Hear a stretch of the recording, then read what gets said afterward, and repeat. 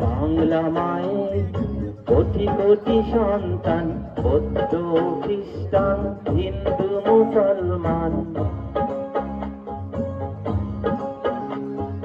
বাংলা মায়ের কোটি কোটি সন্তান, বৌদ্ধ খ্রিস্টান হিন্দু মুসলমান।